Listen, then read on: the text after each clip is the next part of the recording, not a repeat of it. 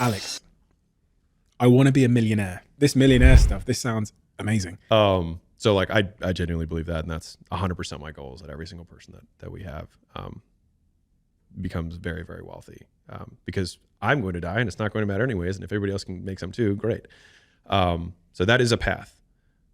Another path is he peels off and goes on his own and starts a business of some sort. And so it depends on whether he wants to make the business itself what his core skill is, which would be like media and maybe services around media, or using the skill that he has of media in an opportunity and gets 2 or 3 other people to maybe co-found it with who have other complementary skills. And then he just runs that division or portion of the business within the larger context. And that's like a classic question of like, I'm really good at making wallets. Like, what do I do? It's like, well, you can continue to make them. And then when you can't make as many as you have demand because you're so good at it, you can either raise the price and just continue to keep raising the prices until eventually you become Versace of wallets, and you make tons of profit, but you don't have tons of units, and that's okay, and you're a luxury brand. Or you put on the business owner hat and you say, okay, how do I mechanize the wallet building process? And I become more businessy. And so I think it's like, do I want to be the artist or do I want to be the entrepreneur? Both of them are fine. It depends which one you feel like you're more naturally inclined to or have a higher likelihood of success doing. I like the game of business. I've played lots of different games in terms of industries. Like, I like the game overall. I don't feel like I have a particular art. Like, I don't think I'm really good at any aspect of business. I feel like I've been decent enough to not make one of them the constraint. Like, I'm not a great copywriter, but I'm good enough that that's not going to be the limiter.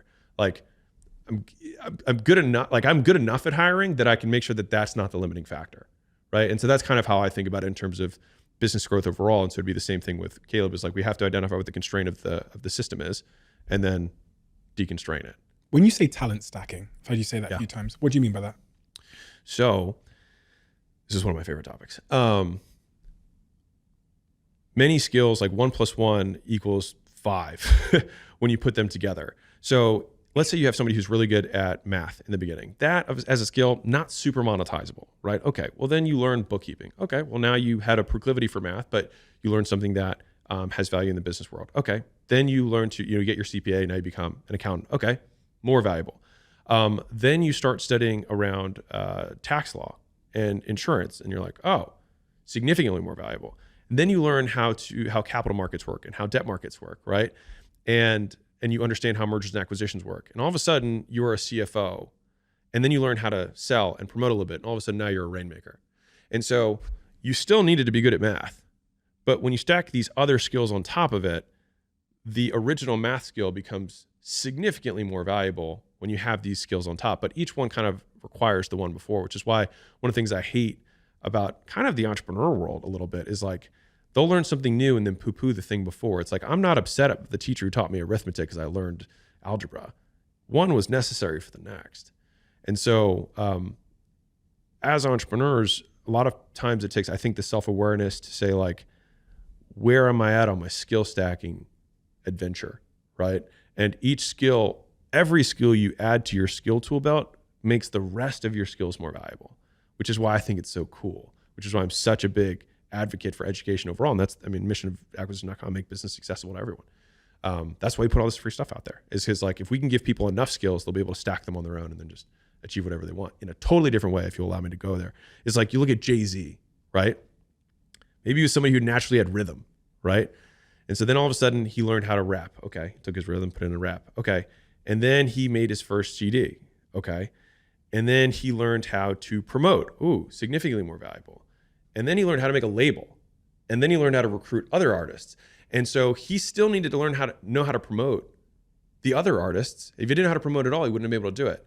But once he had the label, he got significantly more leverage on the skill of promotion. And he could recognize people because of his skill in rapping and rhythm.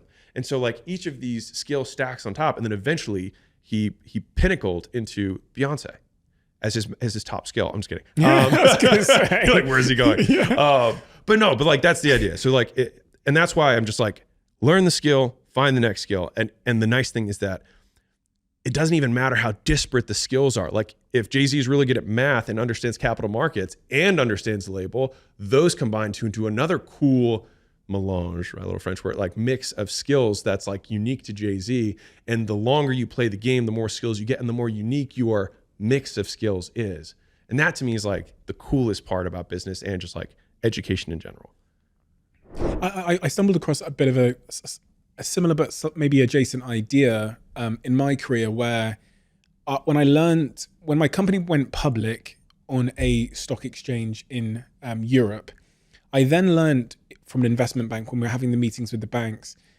We went on this roadshow, met 20 different investment banks. We were considering an IPO in another country. They told me that our business would be worth 4 times more if it was just on a different stock market. If you move it to the NASDAQ, the exact same business would be worth 4 times more, which meant that my net worth would be 4x'd just by taking the exact same business and moving it to a different stock exchange. And I thought about that a couple of years later when I was thinking about the skill set that I had acquired over my career, which was this skill set of marketing and social media and entrepreneurship. And I was thinking, you have to not just have the skill, but know what market to apply it to. And what ended up happening, I've never told this story before, but I looked for an industry where my skill set was in least supply but highest demand and returned the greatest. And it turned out that industry, in terms of social media marketing and storytelling, I felt was most in demand and would return the greatest value for companies that were about to IPO. Because essentially, when you're going to IPO, if you have a good story, it can swing your valuation by hundreds of millions. Or in the case of the first company I worked with, when their IPO listed at 3 billion, billions. Yeah. And so my skill set of social media and marketing, I could do what with it? I could go help a local gym and get paid $1,000, or I could go help a company that was in the lead up to an IPO that was, where I can potentially add hundreds of millions in value and take 7 million as part of an equity deal. So upon leaving my first company, the equity arrangement that I had was valued somewhere between I'm going to say between, it depends because the share price fluctuated. But I think on the day of the IPO, the equity that I got for the 9 to 12 months work that I'd done was worth in the region of $7 to $8 million. Right. 9 months work. Yeah. Basically freelance. Yeah. Same skill stack, but applied to an industry that would pay me more for the same skills. And so I thought a lot about that. And that's ultimately why we started our company, which is now called Flight Story. We have probably at the time of the airing this, about 100 people. We started the company about a year and a half ago. Oh, crazy. And that's basically that. It's applying the skill set we have to industries that need it. And we started out in the IPO market, did a little bit of work in this biotech market. And now we've kind of broadened out. But people don't think about that a lot. You're like, my skill set, where is it in highest demand and can pay the most? 100%. I thoroughly agree with everything you just said. I also think that that's a skill. Like, I wish someone had just said it to me. Oh yeah, totally. And that's the thing. Like, it's like information to me. It's like the most the biggest debt. One of the things that I love saying this, but like the biggest debt all of us pay is ignorance. And so I heard this close at this pitch years ago, and this guy got on stage and he was like, "Hey, ma'am," she was like, "How much do you make?" She was like, $50,000. So he wrote $50,000 on the whiteboard. And then he wrote $1 million on top of the 50,000, and he subtracted it. It said 950,000. He said, "You pay life $950,000 every single year for not knowing how to make $1 million a year." And it was a crazy concept. And he was using it to close the audience. But the most expensive thing that all of us are paying for is the information that we don't know.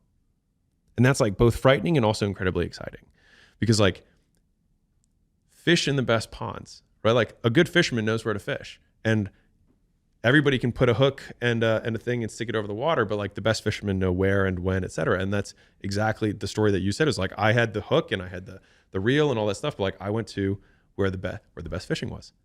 And like, to me, that's skill.